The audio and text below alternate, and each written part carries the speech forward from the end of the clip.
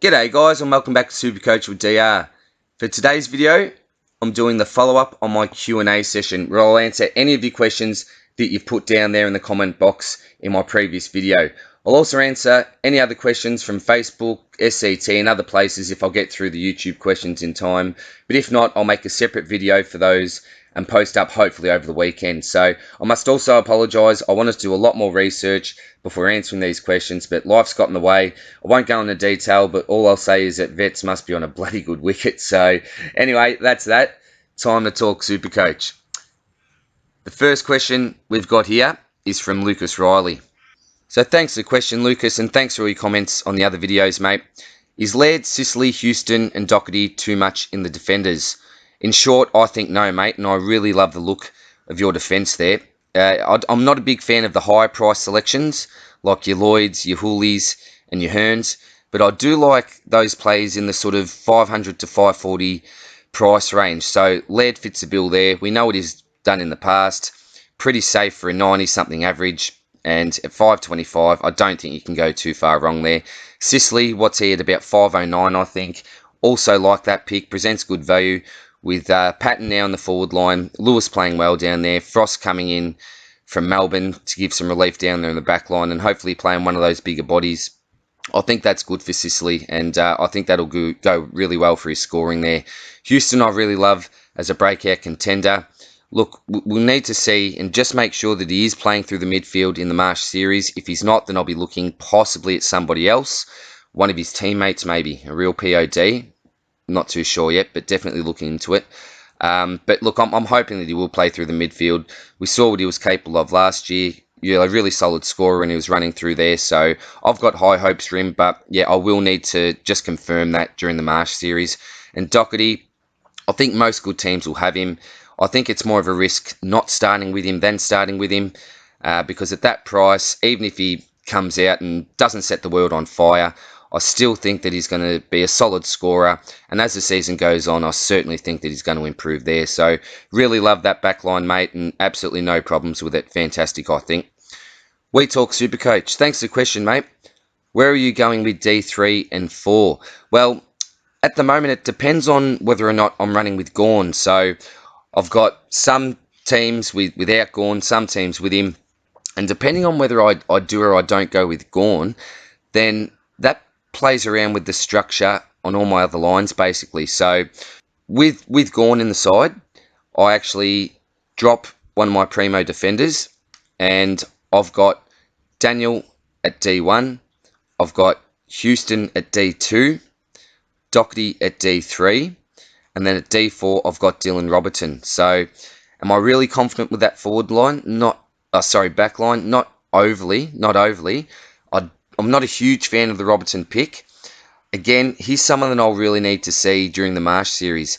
He's a pretty big bloke, Robertson, and he's got the potential to play more of that lockdown role. So if that's what Ratton sees in store for him playing that lockdown role, then I won't be selecting him.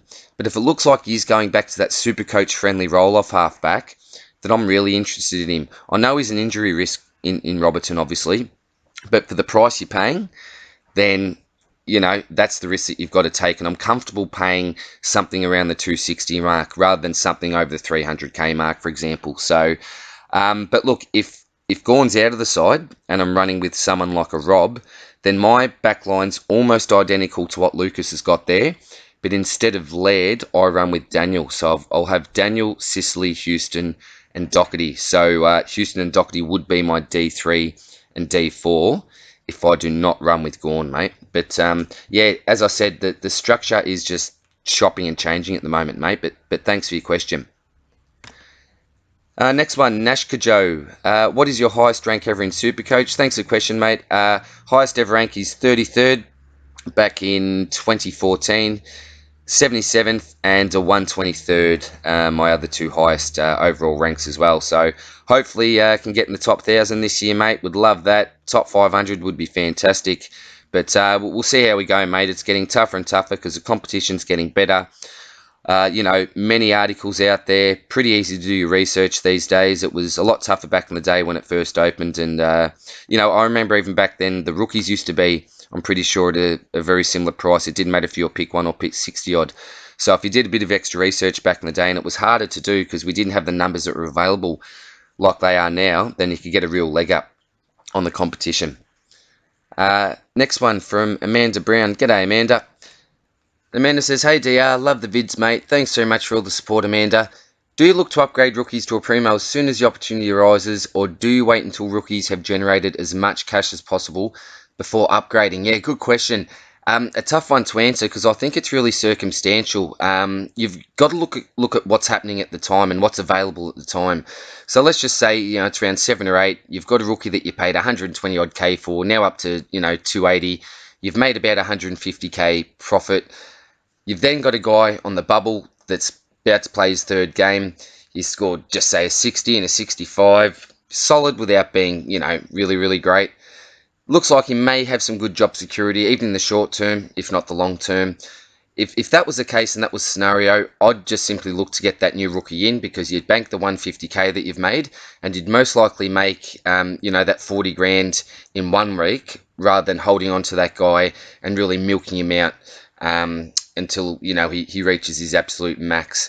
But again, it's circumstantial. It also depends on if you've got any fallen primos that are available as well. So let's just say a Lockie Neal is down to a 550 for some reason, had an injury-affected game, that's about to get out of his price cycle, and he may be looking to get, up 30 to 50K in the next week or two as well. So you've got to take that into account. If someone like that's available, then you've also got to think, well, that's some profit almost that you're making there if you look at it a different way. So, yeah, a tough one, as I said.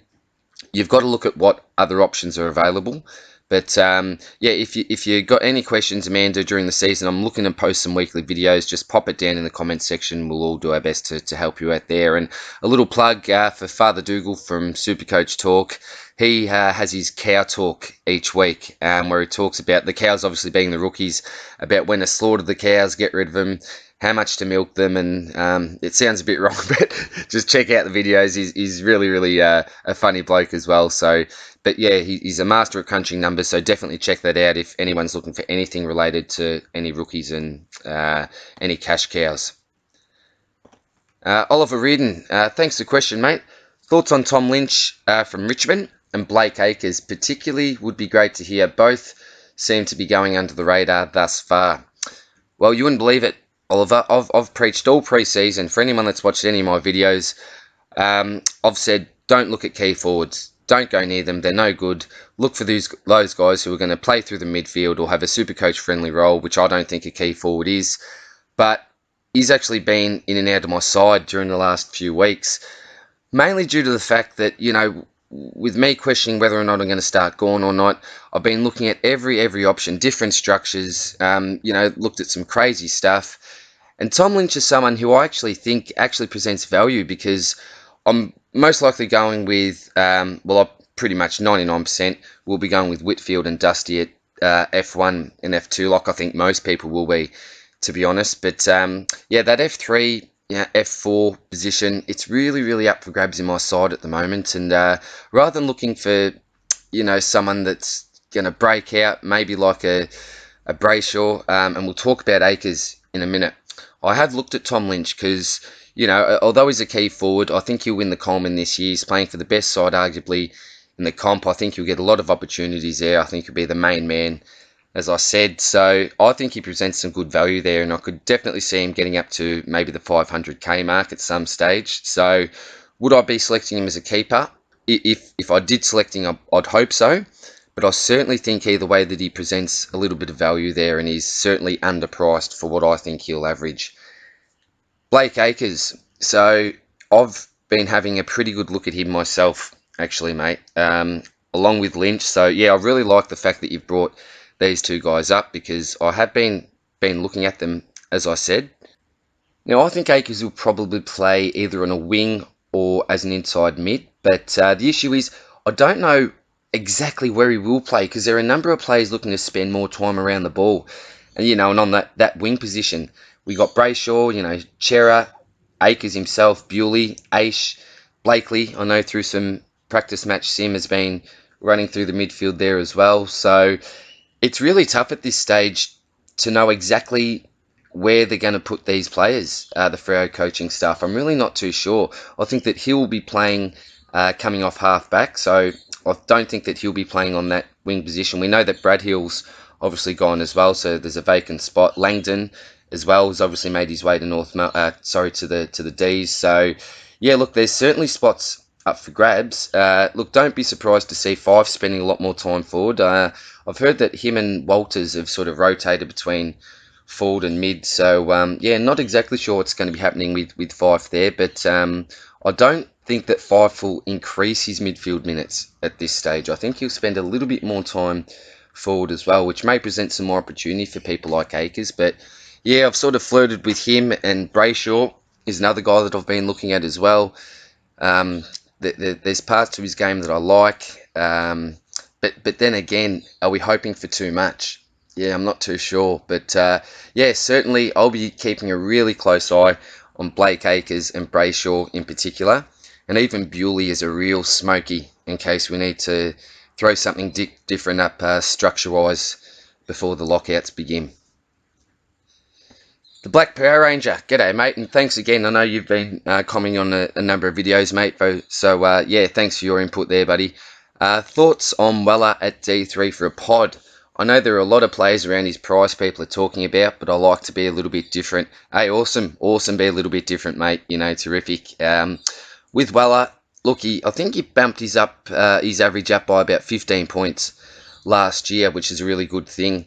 We know that they obviously rate him really, really highly because they certainly paid up for him, you know, with pick 2 going across to Freo. So they must obviously rate this guy and, you know, see him as a future leader of their club and, you know, a big piece of the puzzle going forward, an important piece of the puzzle going forward. But look, for me, I'm just not really keen on any, you know, premiums from the Gold Coast, mate. And I know that, you know, we wouldn't consider him as a premium, but look, I'd be a little bit worried spending over 400k on anyone from Gold Coast, to be quite honest.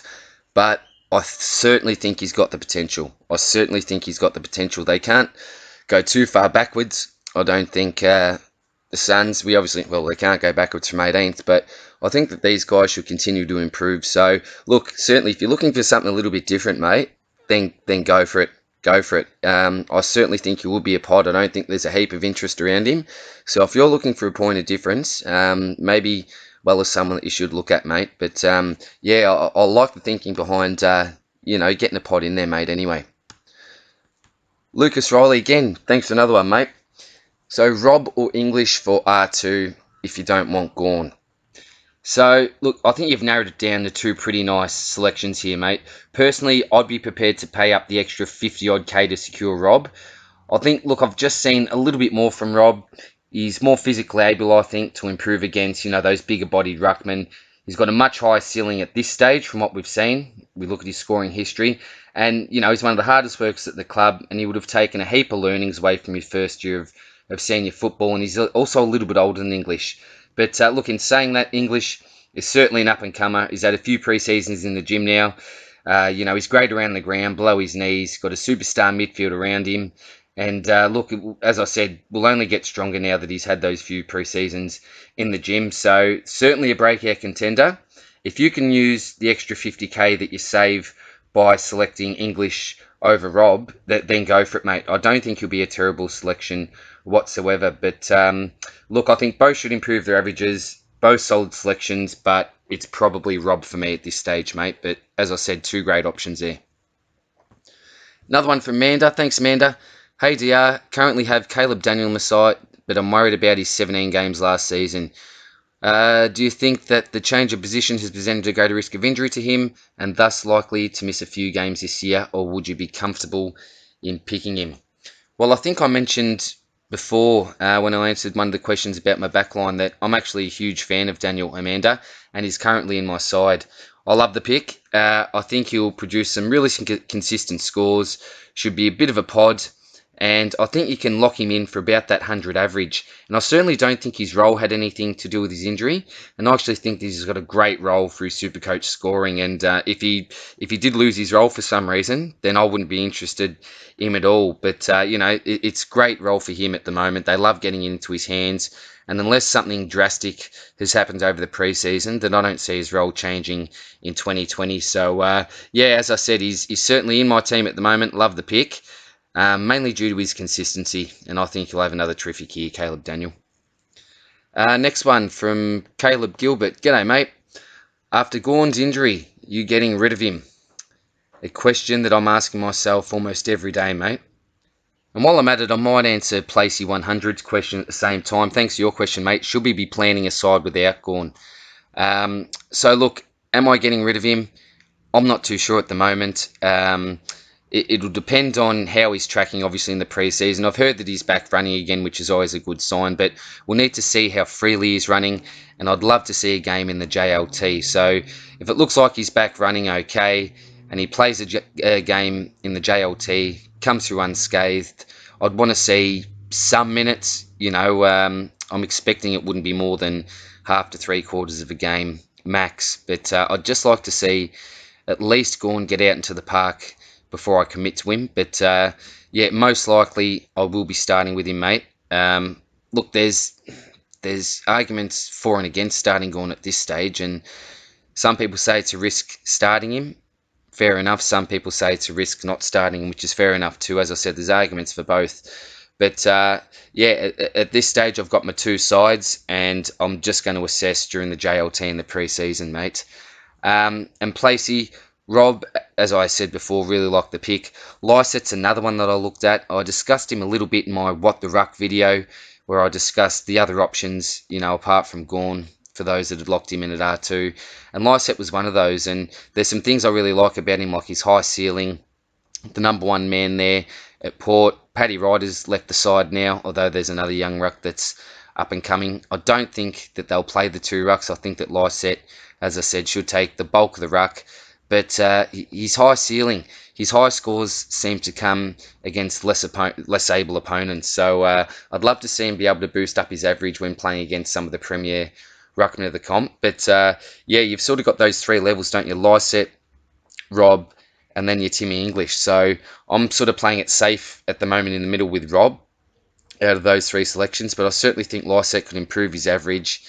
And certainly be a good selection as well. But I'm sticking with Rob at the moment, and that is obviously if I don't like what I see from Gawn. But I will most likely start with Gawn, I think, and as I've been an advocate for the set and forget all year. But a bit of a wait and see. Next one, Ronnie H. Thanks, Ronnie. G'day, mate. Doherty or Houston in the backline? Well, for me, it's both, mate, and they're probably my two biggest locks at this stage. Again, Doherty, unless he breaks down, he'll just be selected in my side. Really easy selection there. One of the first ones that, first players that were in my side. Houston, I've talked about him before as well. Definitely an up-and-comer. But again, I want to see his role in the Marsh series. If he is running through the midfield, then he's in my side. It's as simple as that. But I like both. If you had to select one, then I'd play it safe with Doherty, I think, mate. But I'm an advocate for having both of these blokes in your starting side. But if you were to have one, I think Doherty's a safer selection because he'll have a higher ownership. I think there's less that can go wrong with him at his starting price, even if he, has a bit of a slow start to the season. Houston, even though I think he's a great up-and-comer and a breakout contender, there are still some question marks about him. And I know that there's some people that would rather just see how he goes to the first 4 or 5 weeks. And if he is looking like he's killing it, then, upgrade him pretty quickly and get him in the back line if need be. Alright, next one. Liam Barry. G'day, Liam. If I only have 550k for an M5, is Cogs okay? Or should I just save the cash and get a higher-priced rookie instead, such as Dylan Stephens? Yeah, interesting question, mate. Cogs, well, I know he scored a 0 last year after an injury at the start of the game, which brings his overall season average down by a few points. And, well, this obviously means that he presents some value. And even the 60 instead of the 0 would have increased his average by 3 points. You know, as a captain now, I think he'll like the extra responsibility. I think he's the sort of bloke that'll, you know, lead through his actions on the field. Look, he plays well as a forward, which isn't great because we want him playing midfield, but I think he'll play predominantly mid. He's got a huge ceiling, produce some absolute monsters, but in saying this, he can, you know, have a few stinkers here and there as well. But look, when I'm selecting my mid primos, mate, I always ask myself if they'll be a top 10 mid. Well, if I think they'll be a top 10 mid. If not, then unless they provide significant value, then I'll pass on them. So in my humble opinion, it's a no from me, as I don't see Cogs being in the absolute top echelon of mids, and I'd try to find the extra, 40k and get Oliver in, as I'd much rather prefer an Oliver over a Cogs. But look, I'm not sure what his selection is. Maybe a bit of a pod. 550, you're saving, you know, 100 grand from your picks, such as your Neils, and you might be able to use that 100 grand somewhere else and really improve your side. So if that's the case, mate, go for it. Dylan Stephens, look, I think he should be a very solid rookie, Dylan Stephens. But when you say, should I save the cash, it really depends where you're putting that cash. And if it looks better without a Cornelio, where you put that cash, then go for it. Get a high price rookie in, but I'd probably advocate having an M5 at probably a Cornelio to Oliver level, mate. But yeah, thanks very much for the question. Another one from Placey. Dawson or Greenwood for F3? Yeah, it's that dreaded F3 position, isn't it, mate? We need to look at every option available. Greenwood, look, he loves a contested ball, loves to tackle. Obviously, with the Crouch brothers, Sloan and co, he didn't get as many midfield minutes as he wanted. But look, there's been promise of more mid-time at the Suns, and they haven't exactly got what you'd call a stacked midfield. But for me, this pick's got a bit of the Anthony Miles feel to it. And look, you're paying significantly more for him, albeit in our forward lines. I think he might be able to boost his average, you know, 90, max low 90s maybe. So there could be a bit of value. But he's hovered around that mid-80 mark for his whole career, and I'm not sure if anyone apart from Gaz has even averaged 100 plus in the midfield at the Suns. Maybe Swallow or Prestia may have pushed the 100, but I can guarantee that there wouldn't be many. So, look, in saying this, Hugh could buck the trend, but I'd be more comfortable not starting him and see if he shows some form. And look, we should be able to upgrade to him pretty easily, I think. So, a no from me, but he certainly could prove me wrong. So Dawson started off the year with a 41 and a 54, but had 93 plus in 4 of his last 5 games. So I like his swing with Hill, although Greenwood's also got the midfield swing. He seems the perfect candidate to improve his average, but you also have to remember that Jake Lloyd the Seagull likes to hog all the chips and eat them himself. So I know the term gets thrown around a lot, and I don't agree with it a lot of the time, but I really think that they may be sharing the points a little bit. I assume with Buddy going down that Dawson maybe played forward a bit more, but a good mate of mine, Benny, who's a mad Swans man, says that he's been training with the defenders in the pre-season. My prediction's that he'll average probably within 3 to 5 points of Greenwood, but which way? Yeah, I think we'll have to wait and see how they go in the Marsh series and reassess. But yeah, I think they'll average pretty similar numbers, to be quite honest, mate. So as I said, we'll see how they go, track how they go. But both options that, yeah, I certainly don't blame you. You're looking at, mate. But yeah, in and out of my side has been Dawson, probably more out. Greenwood haven't looked really closely at, mate. Paul Fox, g'day, mate. First time following your channel, mate. Keep up the great content. Go the Crows. Thanks very much for all your support, mate. As I said, my best mate is a Mad Crow supporter, so I'll be attending every game they play in Melbourne, most likely. So I'll be cheering him on, and yeah, good luck for your boys from South Australia this year, mate. Steve Tanty, g'day, mate. Best rookie to come out of this year, not including Rao. Well, probably the 3 that I like, mate. I don't think you can go past Pickett. We saw what he did in the grand final. It was only one game, obviously, where he averaged over 90. But look, it was in the biggest game of the year, obviously. It was his first game ever, so, you couldn't impress much more than that. So I certainly think his mature body should have a good role on the side, that he'll continue to boost, some really good scores. I'm not saying 90 each week, but I think he'll be the best rookie to come out of the year, mate. I love the look of Cockatoo. It's all about, can he get his body right? If he can, I think he'll be a terrific rookie. And I also like Rankin as well from Gold Coast. Playing that small forward role, he may not produce those massive scores, but he's got so much talent.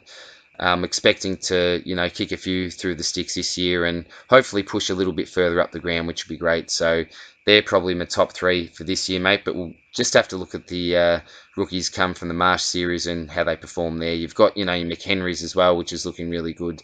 Bytels and, a few other blokes as well. So we'll just have to wait and see, mate. But they're probably my three predictions so far, I'd say, mate. So I've got a couple more here. Next one's from Chris F. G'day, mate. For Cash League, not overall rank, thoughts on starting full primo back, forward and ruck, and 2 primos in the midfield. Reason being, mid-rookies are always the best and gain price most rapidly. Also, there are only 6 players to upgrade rather than 9 to 10.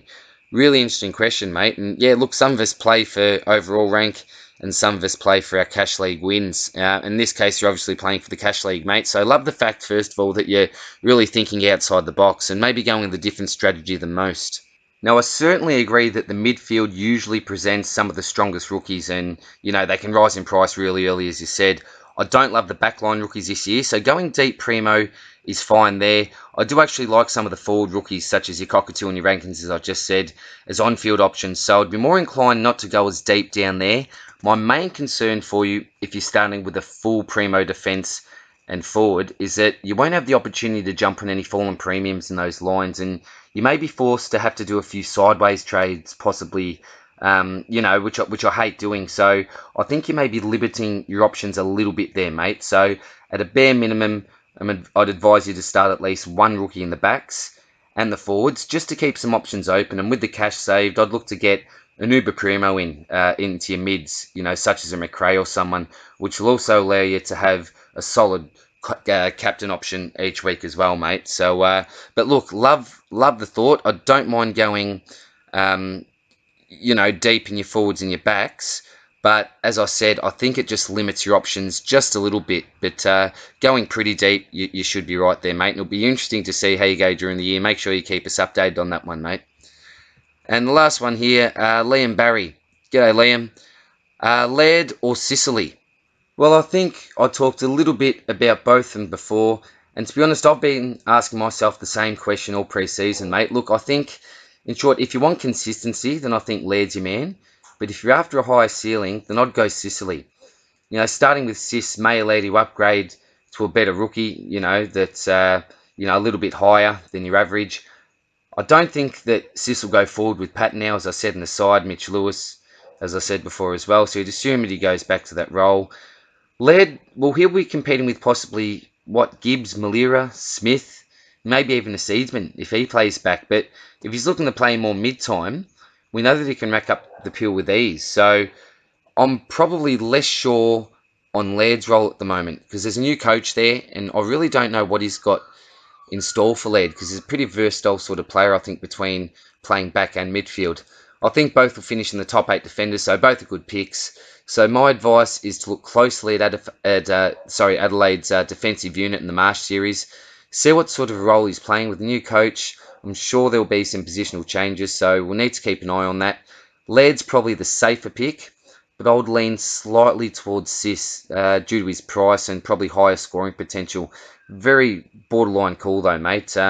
Look, I think at worst, Laird will average 90. I think at worst, Sicily could go down to 85 possibly. But then again, I think that Sis could push 105 to 108, whereas Laird, I think, will maybe max out at that 100 range, maybe to 103. So I think there's more upside to Sicily. But if you're looking for consistency, as I said, then Laird's probably a man. So, yeah, look, what's the time? I might actually leave it there, guys. I won't get to the other questions for today's video. I'll have to do that in the next day or two and upload that. But, look, thanks again. I hope I answered some of your questions anyway.